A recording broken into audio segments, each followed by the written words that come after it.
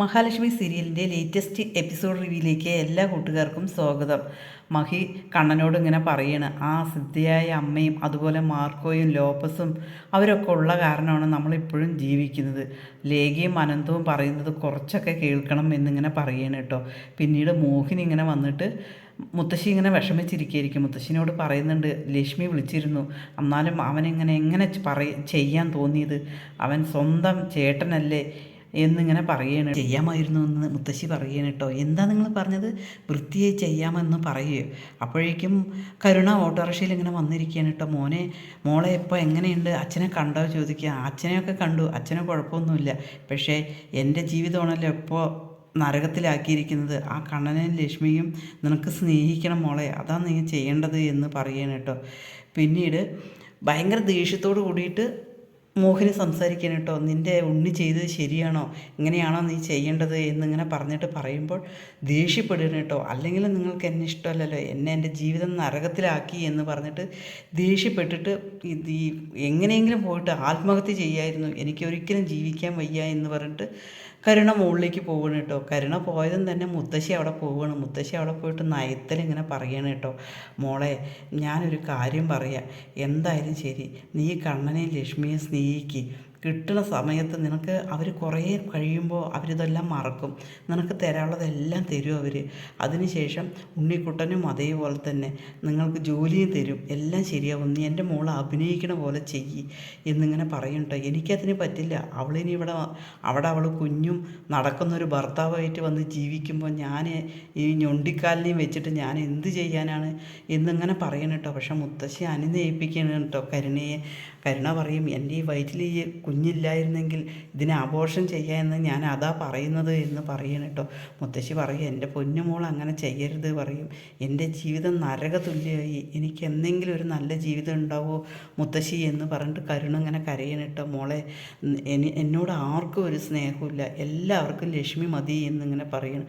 അത് കേൾക്കുമ്പോൾ മുത്തശ്ശി പറയും, ഇല്ല മോളെ, നിനക്ക് നല്ലൊരു ജീവിതം കിട്ടാൻ വേണ്ടി ഞങ്ങൾ ആഗ്രഹിച്ച് ജീവിക്കുന്നവരാണ്, എന്തായാലും എൻ്റെ മോൾക്കൊരു നല്ല ജീവിതം ഉണ്ടാകും, മോൾ എന്തായാലും പോയിട്ടൊന്ന് അഭിനയിച്ച് ജീവിക്കുക, എങ്കിലേ എൻ്റെ കാര്യം നടക്കുകയുള്ളൂ മോളെ, നിനക്കൊരു അവസരം വരുമ്പോൾ തന്നെ നീ അത് ചെയ്യണം, വേണമെങ്കിൽ മുത്തശ്ശിയും കൂടി അങ്ങോട്ടേക്ക് വരാ എന്ന് പറയണം കേട്ടോ. അതേസമയം മഞ്ജു വരികയാണ് കേട്ടോ. മഞ്ജു ഇങ്ങനെ വന്നതും തന്നെ ദുർഗ മോളെ എന്ന് വിളിച്ചിട്ട് പോവുകയാണ് കേട്ടോ. നിങ്ങൾ ഭക്ഷണത്തിൽ വിഷം കലർത്താതെ AC വിഷവാതകം ചേർത്തിട്ടാണോ നിങ്ങൾ മൂന്നാളും കൂടിയിട്ട് എൻ്റെ ഏട്ടനെ കൊല്ലാൻ ശ്രമിച്ചത് എന്ന് പറയും. മോളെ ഞാനതിൽ ഒരു പങ്കുമില്ല മോളെ എന്നിങ്ങനെ ദുർഗ പറയുന്നുണ്ടോ. നിങ്ങളൊരു പങ്കുമില്ലാതെ എന്ന് നിങ്ങൾ പറയരുത്, നിങ്ങൾക്ക് നിലനിൽപ്പിന് വേണ്ടിയിട്ട് മാത്രമാണ് നിങ്ങളെ കണ്ണേട്ടനെ സ്നേഹിക്കുന്നത്. ആ ഭാര്യയ്ക്കും കുഞ്ഞിനും ഇവിടെ, കണ്ണേട്ടനും ഭാര്യയ്ക്കും കുഞ്ഞിനും ഇവിടെ ജീവിക്കാൻ ഒരു അവകാശം നിങ്ങൾ നിഷേധിച്ച് പറഞ്ഞ് അവർക്കിവിടെ ഒരു സൗകര്യമായി ജീവിക്കാൻ പറ്റിയില്ല എന്നുണ്ടെങ്കിൽ നിങ്ങളെ വെറുതെ വിടില്ല. നിങ്ങളുടെ മോൻ എന്തായാലും എഴയണ പോലെയായില്ല, അവനെ കൊല്ലുകയാണ് വേണ്ടത്, എവിടെ അവൻ എന്ന് ചോദിക്കുകയാണ് കേട്ടോ. അവൻ മുകളിലുണ്ട് എന്ന് പറയും. ദുർഗ ഇങ്ങനെ പറയുന്നുണ്ട്, ഞാൻ അച്ഛൻ മരിച്ചതിന് ശേഷം മോളെ ഞാൻ ആ കാര്യം അറിഞ്ഞതിന് ശേഷം ഞാൻ ഒരിക്കലും അവരെ സ്നേഹിച്ചിട്ടില്ല എന്നൊക്കെ പറയുന്നുണ്ട് കേട്ടോ. പക്ഷെ മഞ്ജു അതൊന്നും കേൾക്കുന്നില്ല, മഞ്ജു ആകെ കലി തുള്ളിയിട്ടാണ് കേട്ടോ. പിന്നീട് മഞ്ജു അങ്ങനെ മുകളിലേക്ക് പോകുമ്പോൾ ഉണ്ണി ഇങ്ങനെ ഇരിക്കുകയാണ് കേട്ടോ. ഉണ്ണിനിങ്ങനെ കണ്ടതും തന്നെ മഞ്ജുവിനിങ്ങനെ കലി കയറുകയാണ് കേട്ടോ. എന്തായാലും ഏട്ടാന്ന് വിളിക്കില്ല, ഏതായാലും നീ എൻ്റെ 2 വയസ്സിന് മൂത്തതാണ്, പക്ഷേ നിരപരാധികളെ കൊല്ലുക, അതുപോലെ തന്നെ നമ്മുടെ അച്ഛനെ കൊന്ന ആളുടെ മകളെ നീ കൊണ്ടുവന്ന് നീ എങ്ങനെയാടാ നിന്നെ AC വിഷം ചേർത്തിട്ട് നിനക്ക് എങ്ങനെ ഇതിന് ചെയ്യാൻ സാധിച്ച്?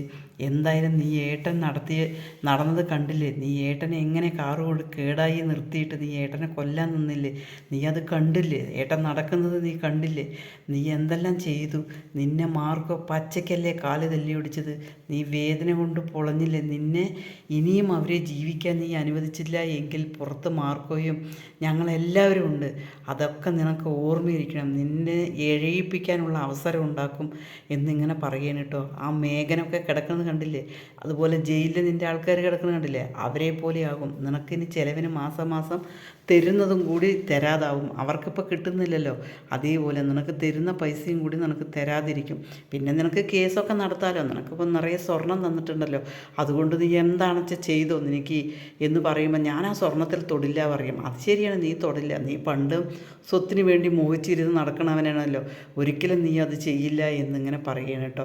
അതേസമയം നീ പോടി എവിടുന്ന് എന്നിങ്ങനെ ഉണ്ണി പറയുന്നുണ്ട്. എനിക്കറിയും ഞാൻ എങ്ങനെ ജീവിക്കണം എന്നുള്ളത് അറിയും പറയും. നീ നിരപരാധികളെ കൊന്ന് ജീവിക്കുന്നവനല്ലേ, നിന്നെ ഇനി മാർക്കോ നിന്നെ കണ്ണേട്ടനെയും ലക്ഷ്മിയും അവരെ നീ എന്തെങ്കിലും ചെയ്തു പറഞ്ഞാൽ ഒരിക്കലും നിന്നെ ജീവിക്കാൻ അനുവദിക്കില്ല, നിന്നെ കൊല്ലും അവർ എന്നിങ്ങനെ പറയണം കേട്ടോ. അതുപോലെ മഞ്ജുവിന് ദേഷ്യം സഹിക്കാൻ വയ്യാതെ മഞ്ജു നല്ല ഉണ്ണിയെ പറയുന്നുണ്ട് കേട്ടോ. ഉണ്ണിയെ പറഞ്ഞിട്ട് മഞ്ജു താഴത്തേക്ക് വരികയാണ് കേട്ടോ. അതേസമയം ദുർഗ ഇങ്ങനെ വിഷമത്തോട് കൂടിയിട്ട് അവിടെ ഇരിക്കുമ്പോഴായിരിക്കും കരുണ വരുന്നത് കേട്ടോ.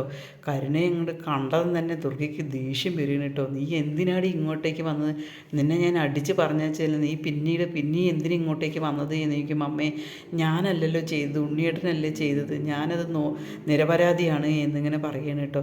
നീ നിരപരാധിയോ, നീ പറയണമായിരുന്നടി, വേണ്ട എന്ന് പറയണമായിരുന്നടി എന്നിങ്ങനെ പറയുമ്പോഴേക്കും കരുണ പറയുന്നുണ്ട്, എൻ്റെ ഭർത്താവല്ലേ, ഞാൻ എന്ത് ചെയ്യുക എന്ന് ചോദിക്കട്ടോ. അതേസമയം മഞ്ജു അത് കണ്ടുകൊണ്ടാണ് വരുന്നത്. ദുർഗ സംസാരിച്ചു കൊണ്ടിരിക്കുമ്പോൾ ഇപ്പോഴെന്താ പറഞ്ഞ, അമ്മ മാറിയെന്നോ, അമ്മ മാറിയതാണെങ്കിൽ ഇവിടെ ഇങ്ങോട്ടേക്ക് വിളിച്ചു കൊണ്ടുവരില്ലല്ലോ, അമ്മയുടെ വെറും അഭിനയമാണ് അമ്മ, അതിന് വേണ്ടിയിട്ട് മാത്രമാണ് അമ്മ കണ്ണേട്ടൻ്റെ ചിലവിലല്ലേ കഴിയുന്നത്, ആ ചിലവിൻ്റെ പൈസ കിട്ടില്ല, അതുകൊണ്ട് മാത്രമാണ് അമ്മ അഭിനയിക്കുകയാണ് എന്ന് പറയണം കേട്ടോ. മോളെ ഞാൻ ഇവളെ വിളിച്ചു കൊണ്ടുവരുന്നതല്ല, നിൻ്റെ അച്ഛനെ കൊന്ന അവളുടെ മോളാണ് എന്നറിഞ്ഞതിന് ശേഷം എനിക്ക് ഉണ്ണിയോടോ ഇവളോടോ ഒരു തരി പോലും സ്നേഹമില്ല, ഇവളുടെ മുഖത്ത് നോക്ക്, ഞാൻ ഇവളെ അടിച്ചിറക്കിയതാണ് എന്നിങ്ങനെ പറയണം കേട്ടോ. ഉണ്ണിക്ക് നടക്കാൻ പറ്റുന്നുണ്ടെങ്കിൽ ഈ വീട്ടിൽ നിങ്ങൾ ജീവിക്കാൻ പറ്റില്ല, നിങ്ങൾ രണ്ടും കൂടി പുറത്തേക്ക് പോകണം എന്നിങ്ങനെ ദുർഗ പറയണം കേട്ടോ. പക്ഷെ മഞ്ജു ഒരിക്കലും ദുർഗ പറയുന്നതൊന്നും വിശ്വസിക്കുന്നില്ല കേട്ടോ.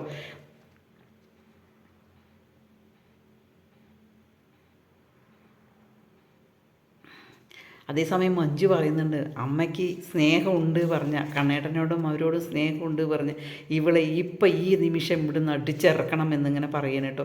അങ്ങനെ മഞ്ജുവും ദുർഗയും കൂടി കരുണയെ അടിച്ചിറക്കാൻ നിൽക്കുന്ന സമയത്തായിരിക്കും നമ്മുടെ കണ്ണം വരിക കേട്ടോ. കണ്ണം വന്നിട്ട് എന്തായാലും കരുണയകത്ത് കയറ്റുമല്ലോ. അതിനുശേഷം ഇനിയാണ് കരുണയുടെ പുതിയ നാടകം തുടങ്ങുക. മുത്തശ്ശി പറഞ്ഞതെല്ലാം അനുസരിച്ചിട്ട് മഹിയെയും കണ്ണനെയും കുഞ്ഞിനെയും ഒക്കെ ഭയങ്കരമായിട്ട് സ്നേഹിക്കും കേട്ടോ. അത് കണ്ടിട്ട് ഉണ്ണിക്ക് പോലും വിശ്വസിക്കാൻ പറ്റാത്ത നിലയിലാണ് എത്തുക. അത്രയും സ്നേഹം അഭിനയിക്കുകയാണ്. വീണ്ടും കരുണയുടെ മനസ്സിൽ ഇതേ വിഷമുണ്ട്, എങ്ങനെയും മഹിനെയും കുഞ്ഞിനെയും ഇല്ലാതാക്കുക എന്നുള്ളത് മാത്രമാണ് കരുണയുടെ ലക്ഷ്യം. ഈ ചാനലൊന്ന് ലൈക്ക് ചെയ്ത് ഹൈപ്പ് ചെയ്ത് സപ്പോർട്ട് ചെയ്യണേ.